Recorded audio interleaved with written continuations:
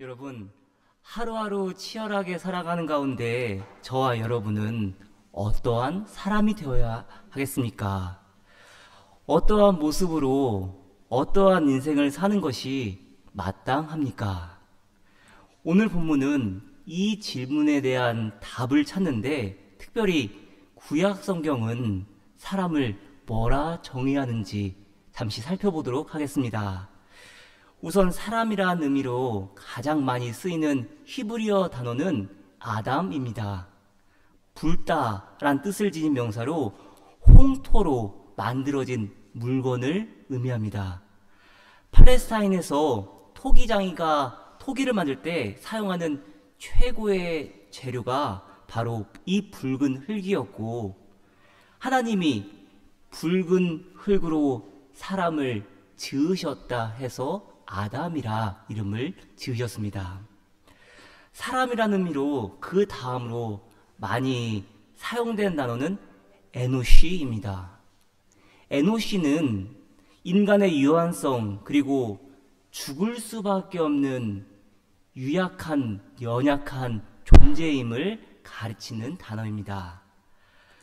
왜 태어나야 하는가? 여러분, 왜 태어나야 하는가에 대한 답은 찾을 수 없지요. 그런데 시작이 있기에 분명 끝이 있음을 깨닫게 하는 단어가 바로 이 에노시이고, 그래서 죽을 수밖에 없는 존재이지만 생명의 유한성을 선명하게 인식하는 존재라는 의미로 이 에노시 단어가 정의 내릴 수 있습니다.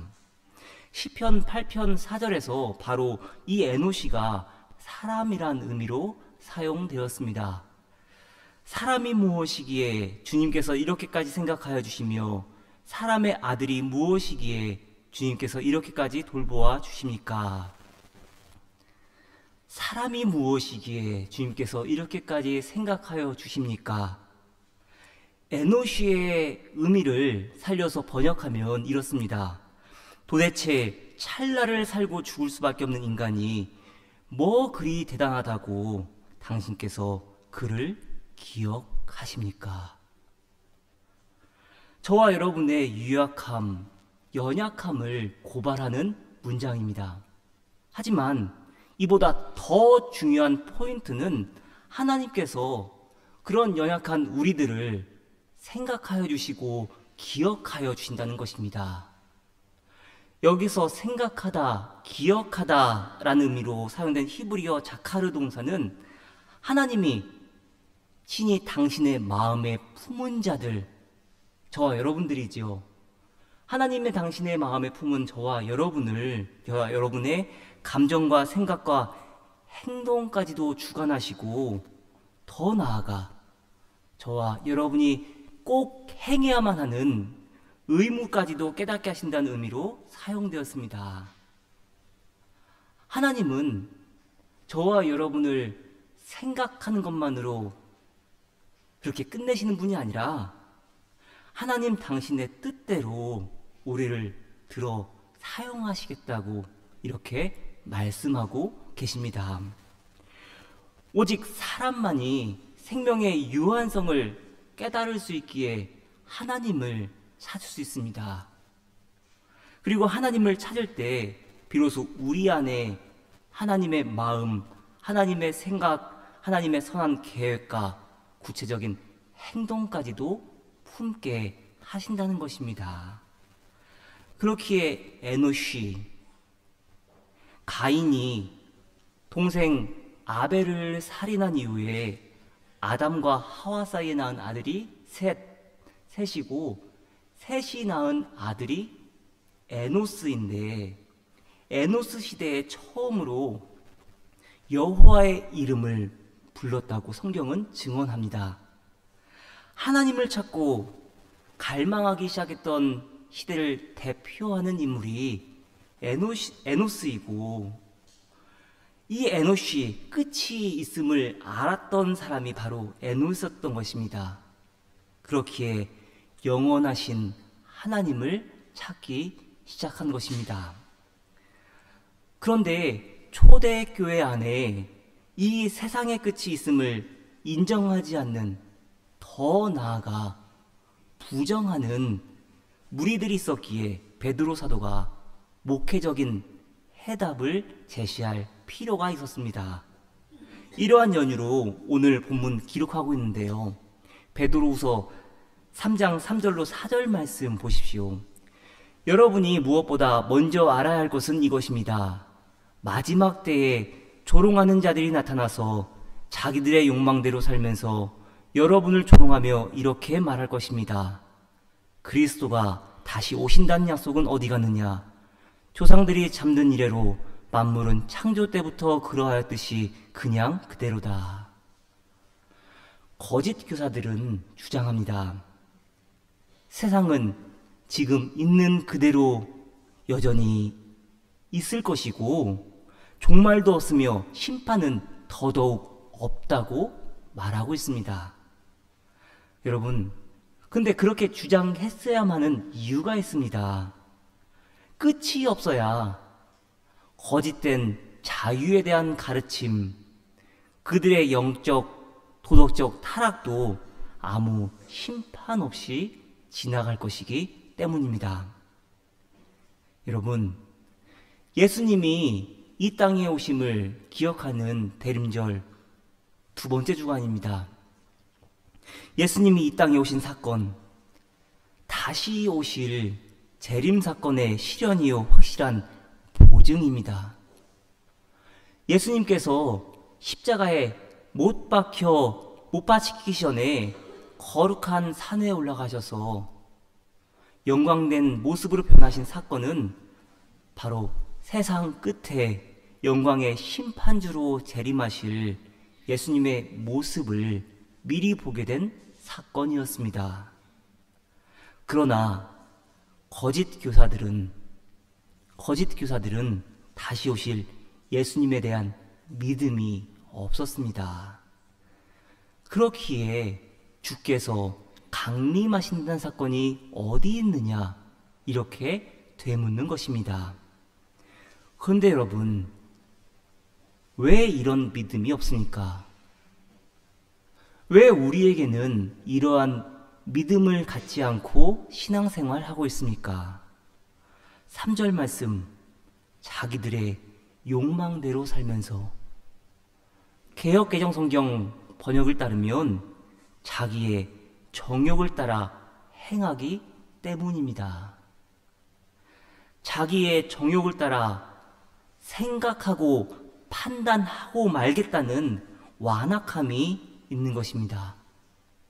그 완악함이, 우리 안에 있는 완악함이 자기의 정욕을 따라 생각하고 판단하고 말겠다는 그 완악함 때문에 하나님의 말씀조차도 제멋대로 해석하는 것입니다. 그렇기에 주 예수 그리스도의 능력과 강림하심을 뭐라 표현합니까? 개역 개정성경으로 베드로후서 1장 16절 말씀입니다. 우리 주 예수 그리스도의 능력과 강림하심을 너희에게 알게 한 것이 교묘히 만든 이야기를 따른 것이 아니요. 대림절 제2주 두 번째 주일을 보내면서 특별히 이 기간에 믿는 자들인 저와 여러분 기억하며 기다려야 할 것이 무엇입니까? 2000년 전에 오신 아기 예수님을 기억하며 기뻐하는 것 중요합니다. 하지만 그것만으로는 부족합니다. 심판주로 다시 오실 예수님을 기다릴 수 있어야 합니다. 통일찬송가 168장이죠. 오늘 성가대가 부른 찬양인데 저에게는 참 추억이 많은 찬양입니다. 어릴 때 저희 어머니께서 이제 가정예배 인도하시면 매일 부르는 찬양이 이 찬송가, 통일찬송가 168장이었는데요. 아마 저 어릴 때만 해도 그런 신앙적인 분위기였던 것 같습니다. 이렇게 시작합니다. 하나님의 나팔소리 천지진동할 때에 예수 영광 중에 구름 타시고 천사들을 세계만국 모든 곳에 보내어 구원 얻은 성도들을 모으리. 새 찬송가에서는 구원 받은 성도들을 모으리 하는데 통일찬송가에서는 구원 얻은 성도들 모으리 이렇게 말하죠. 요즘 시대에 얼토당토하는 말 같기도 하고 허탄한 소리 같기도 합니다. 저 역시도 지난 20년간 수없이 설교해봤는데 이 주제로는 오늘 처음 설교해봅니다. 그래서 더 어렵지 않나 싶습니다. 베드로후서 1장 16절 말씀에서 읽을 수 있듯이 당대의 거짓 교사들이 예수의 재림에 대해 교묘히 만든 이야기라 말했던 것이 그냥 우연의 일은 아닙니다. 지금 우리들의 이야기이기도 우리들의 실상이기도 합니다. 하지만 여러분, 매 주일 이렇게 고백하지 않으십니까? 하늘에 오르사 전능하신 하나님 우편에 앉아 계시다가 저희로서 산자와 죽은 자를 심판하러 오시리라. 매 주일 이렇게 고백하는데 여러분, 거짓으로 고백하는 것입니까? 저희로서 산자와 죽은 자를 심판하러 오시리라. 이 사실을 분명히 믿을 수 있어야 합니다. 물론 극단적 종말론자들의 주장도 조심해야 합니다. 성경을 통해 얼마든지 그 때를 알 수 있다는 주장은 경계해야 합니다. 그렇다고 그리스도께서 다시 오실 것에 대해 전혀 관심을 두지 않는 것도 문제입니다. 왜 그런지 아십니까? 하나님 말씀대로가 아니라 내 생각대로 판단하고야 말겠다는 완악함이 우리 자신을 지배하고 있기 때문입니다. 믿지 못한다 하여, 아니 믿을 수 없다 하여 내가 비치고 성경 말씀이 어두움이라는 태도를 버려야 합니다. 하나님 앞에서 큰 오만함입니다. 오히려 말씀이 비치고 내가 어두움이라 고백하며 성경을 읽을 수 있어야 합니다. 그렇기에 말씀의 빛으로, 성령의 빛으로 내 영적인 어두움과 도덕적 어두움, 지성적 어두움, 죄된 의지에 완고한 어두움이 모두 물러가게 해달라고 간구할 수 있어야 합니다. 제가 참 미련한 사람인데요. 여러분, 저와 같이 믿음 생활 하지 마시길 바랍니다. 저는 제 눈으로 보고 직접 경험해 봐야 믿습니다. 그런데 그 대가가 참 큽니다. 제가 만일 아파보지 않고 두 번의 생사의 위기를 넘겨보지 않았다면 저는 절대로 성경에 나오는 치유 기적 사건을 믿지 못했을 것입니다. 제가 만일 말씀 앞에서 깨져본 일이 없다면 저는 평생 천국과 지옥이 있음을 믿지 않았을 것입니다. 제가 만일 여러분과 함께 신앙생활을 하지 않았다면 저는 하나님을 가리켜 전능하시다 고백하지 못했을 것입니다. 여러분은 신앙생활하며 그리고 성경 말씀을 읽는 가운데 어디에서 막히십니까? 물론 연구와 해석이 필요합니다. 하지만 이 사실 명심하시길 바랍니다. 성경을 읽고 해석할 때 중요한 자세는 겸허함이고 듣는 자세입니다. 하나님의 말씀이 맞고 내가 틀렸습니다 하는 고백하는 자세가 필요한 것입니다. 그렇다면 여러분, 다시 오실 예수님을 기다려야만 하는 이유가 무엇입니까? 왜 저와 여러분은 매 주일 저희로서 산자와 죽은 자를 심판하러 오시리라 고백합니까? 하이델베르크 요리문답 52문을 보면은 그리스도의 다시 오심 그리고 심판에 대해서 이렇게 질문합니다. 그리스도께서 살아있는 자들과 죽은 자들을 심판하러 오실 것은 당신에게 어떠한 위로를 줍니까? 여러분 조금 당황스럽지 않습니까? 심판에 대해서 말하는데 오히려 위로를 받는다 답합니다. 어떠한 억울함도 주님께서 풀어주실 것이라는 고백인 것입니다. 그리고 하이델베르크 요리문답 52문의 답을 잘 읽어보면은 그리스도의 심판을 두 가지로 선명하게 대조하는 것을 볼 수 있는데, 하나는 던지신다 라는 표현이고 하나는 이끄신다 입니다. 그리스도께서 친히 당신의 원수들과 우리의 원수들을 영원한 저주와 형벌의 불구덩이에 쳐 넣으시고, 당신께서 선택한 사람은 하늘의 기쁨과 영광으로 인도하신다는 것입니다. 여기서 하나님의 작정을 읽을 수 있습니다. 이 땅에서 억울함과 박해를 받은 자들에게는 하늘의 기쁨과 영광으로 보상하시겠다는 것입니다. 사랑하는 여러분, 하나님은 다 아십니다. 하나님은 여러분의 억울한 마음, 여러분의 슬픔 다 아십니다.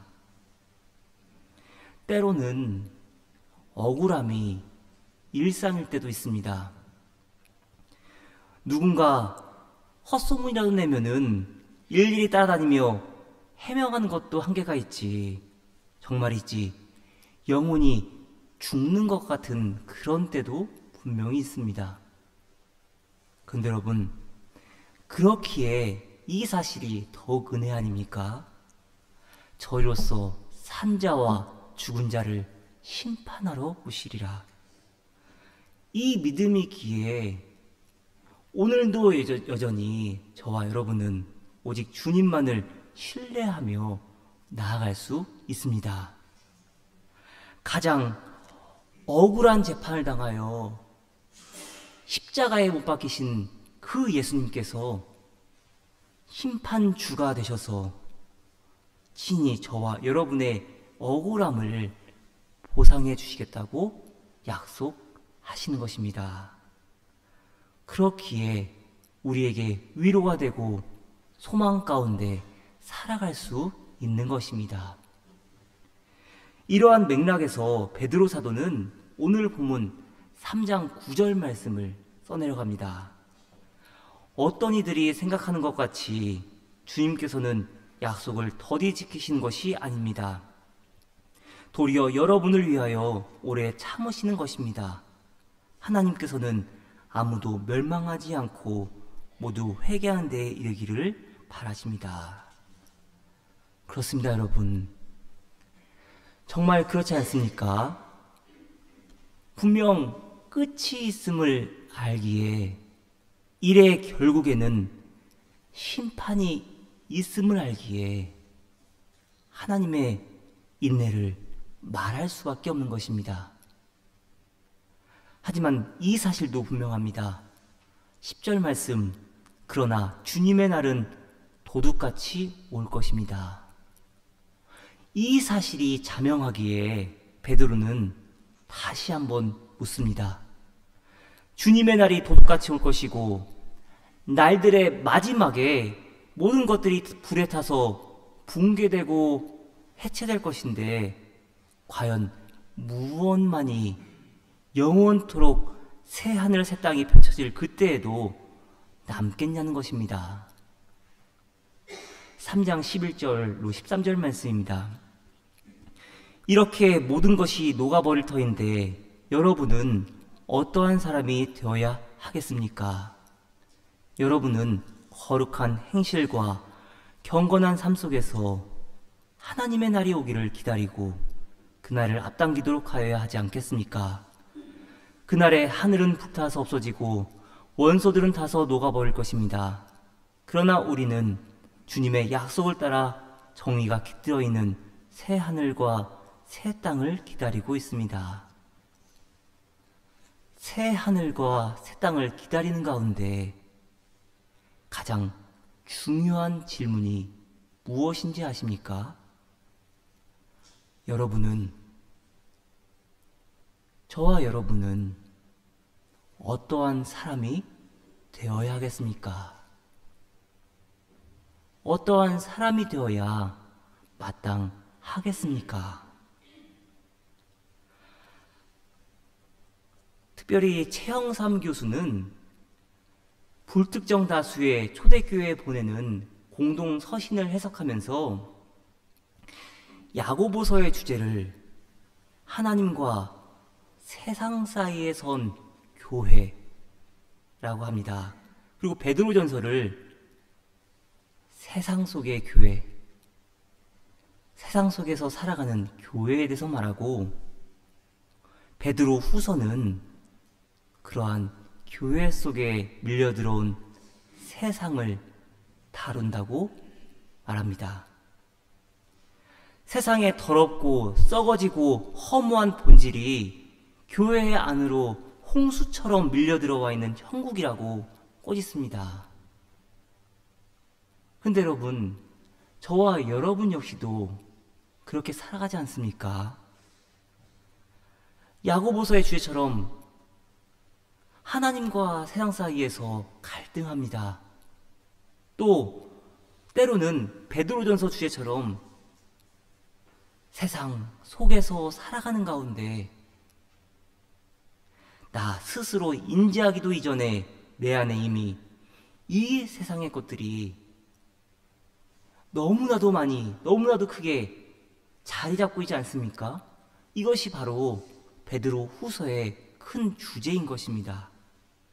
그렇기에 베드로 사도는 오늘을 사는 저와 여러분에게도 동일하게 묻고 있는 것입니다. 여러분은 어떠한 사람이 되어야 마땅하겠습니까? 사랑하는 여러분, 어떠한 사람이 되어야 마땅합니까? 거룩한 행실과 경건함으로 하나님의 날이 임하기를 간절히 바라며 살아가시기를 바랍니다. 그래서 이렇게 권면하는 것입니다. 베드로후서 1장 4절로 7절 말씀 개역 개정성경으로 읽어드립니다. 이로써 그 보배롭고 지극히 큰 약속을 우리에게 주사 이 약속으로 말미암아 너희가 정욕 때문에 세상에서 썩어질 것을 피하여 신성한 성품에 참여하는 자가 되게 하려 하셨느니라. 그러므로 너희가 더욱 힘써 너희 믿음의 덕을, 덕의 지식을, 지식의 절제를, 절제의 인내를, 인내의 경건을, 경건의 형제 우애를, 형제 우애의 사랑을 더하라. 사람이 무엇이간데 주께서 저를 생각하시며 인자가 무엇이간데 저를 권고하시나이까. 하나님께서 저와 여러분을 생각하시며 기억하시는 이유가 무엇입니까? 세상에서 썩어질 것을 피하여 신성한 성품에 참여하는 자가 되게 하라고, 그렇게 살아가라고 내 의무가 그것이라고 가르쳐주고 계신 것입니다. 사랑하는 여러분, 대림절 두 번째 주일을 허투루 보내지 마시길 바랍니다. 한없이 부족한 저희들이지만 예수 그리스도의 다시 오심과 심판을 기억하며 오늘 이 하루, 이 한 주간, 더 나아가 우리의 한평생을 어떻게 살아가야 할지 고민하고 기도하시기를 바랍니다. 그럼으로써 여러분은 어떻게 살아야겠습니까? 어떻게 사는 것이 마땅합니까? 이 질문에 대한 답을 찾으시기를 바랍니다. 기도하시겠습니다. 하나님, 참 쉽지 않은 지난 한 주를 살아왔습니다. 그럼에도 감사가 있고 소망이 넘치는 이유는 우리의 슬픔과 억울함을 주님께서 아시기 때문인 줄 믿습니다. 우리의 심령을 영광의 빛으로 밝히시고 우리의 심령 가운데 주님 임하여 주옵소서. 예수 그리스도의 이름으로 기도드렸습니다. 아멘.